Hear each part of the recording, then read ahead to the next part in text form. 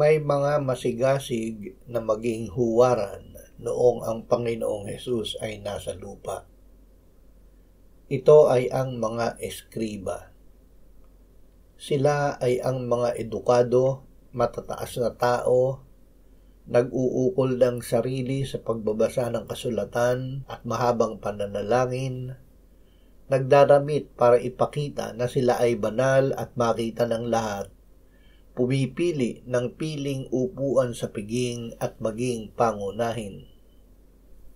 Ngunit sinabi ng Panginoong Hesus, mag-ingat kayo sa mga eskriba.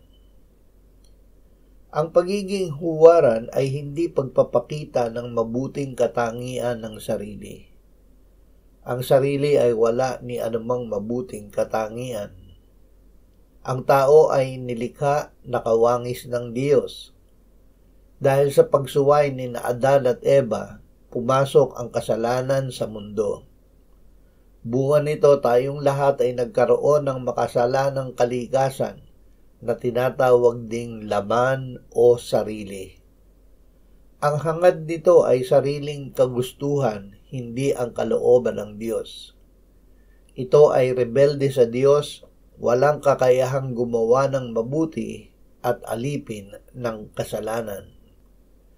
Sinabi ng Panginoong Hesus, kung ang sino man ay ibig sumunod sa akin, tanggihan niya ang kanyang sarili at pasanin ang kanyang krus at sumunod sa akin. Nang tayo ay sumunod sa Panginoong Hesus, isinilay niya sa atin ang liwanag ng Diyos. Sinabi niya, ako ang ilaw ng sanlibutan. Ang sumusunod sa akin ay hindi kailanman lalakad sa kadiliman, kundi magkakaroon ng ilaw ng buhay. Nakita natin na tayo ay patay sa kasalanan, ngunit dahil sa mayamang awa at malaking pag-ibig, ay binuhay tayo ng Diyos sa Kanya. Dahil sa biyaya ng Diyos, tayo ay naligtas, muling binuhay at pinaupong kasama ni Kristo Jesus sa sangkalangitan. Ginawa ito ng Diyos upang ibalik tayo sa una niyang layunin, na tayo ay maging kanyang pinakamahusay na nilalang kay Kristo Jesus para sa mabubuting gawa na dapat nating lakaran. Magagawa nating maging huwaran dahil sa lahat ng mga bagay ang Diyos ay gumagawa sa ating ikabubuti, sa atin na nakilala niya ng una pa at itinalaga na maging katulad sa larawan ng kanyang anak upang siya ang maging panganay sa maraming magkakapatid. Nilalang tayo na maging katulad ni Kristo. Ibig sabihin, si Kristo ang ating tanging huwaran. Tayo ay naging huwaran lamang dahil tayo ay sumama at sumunod sa Kanya. Sinabi ni Apostol Pablo, maging tulad kayo sa akin, gaya ko kay Kristo. Hindi si Pablo ang huwaran, kundi si Kristo. Siya ay naging huwaran lamang dahil tumulad siya kay Kristo.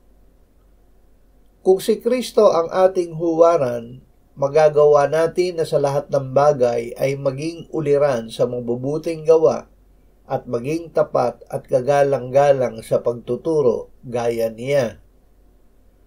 Kung si Kristo ang huwaran ng mga ministro ng iglesia, sila ay magiging huwaran ng kawalan ng kapintasan sa kanilang relasyon sa pamilya, pagpipigil, katinuan ng pag-iisip, pagiging kagalang-galang, pagtanggap sa mga lumalapit, husay sa pagtuturo, kawalan ng bisyo, kahinahunan, mapagpayapa, at hindi maibigin sa salapi.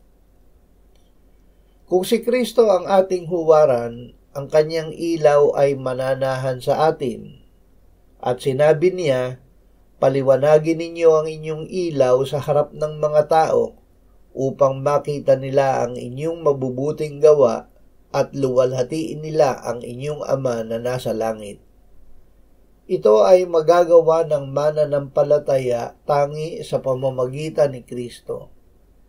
Hindi niya dapat gamitin ang kanyang sarili na namatay sa kasalanan. Ang dapat niyang gamitin ay ang bagong buhay na bigay ni Kristo. Magagawa niya ito dahil si Kristo na ang nabubuhay sa kanya. Masasabi natin gaya ni Apostol Pablo, ako'y ipinakong kasama ni Kristo at hindi na ako ang nabubuhay, kundi si Kristo ang nabubuhay sa akin. At ang buhay na ikinabubuhay ko ngayon sa laman ay ikinabubuhay ko sa pamamagitan ng pananampalataya sa Anak ng Diyos na sa akin ay nagmahal at nagbigay ng kanyang sarili dahil sa akin.